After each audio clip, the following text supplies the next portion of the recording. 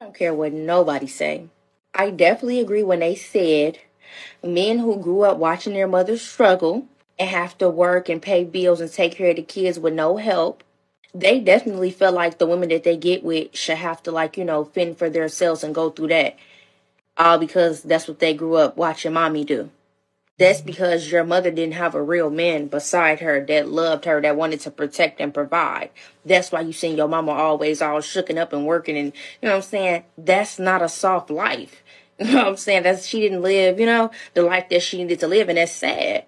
And it's sad that you feel like you need to go out here and find a woman to work hard like your mama. We not your mama. We're gonna leave you. Okay. What I can say to that, there are definitely a lot of guys that do think like that. They did. Okay, let's be honest. In the black community, most or a lot, more than 70% single parents. Yeah, exactly. Have grown up without a father in the household, right? So a lot of the black women have had to pay bills by themselves, do everything by themselves. So it was a struggle for a lot of us, right? So what she's saying is not untrue. I definitely think there are a lot of guys that do think like that, to where they get with a woman and they expect the woman to mind them. So you're saying that you believe the reason why guys do this is because they've seen it growing up, so they expect it. This is kind of okay, but if the woman's a single mother, she's a poor apple picker, right? Because she chose to be in that situation. Not all, but for the majority of women, they've chosen poorly with men, then wonder why they struggle, and then complain. They raise these boys to be the way they are, and then complain about the men when you're raising those men to become, or those boys to become those men. But I think she's talking about the girl that gets with the son. No, I get it. So the son has seen mommy do those things, and he expects any woman he gets with to do those things mommy is doing. And yes, personally, I have seen that, right?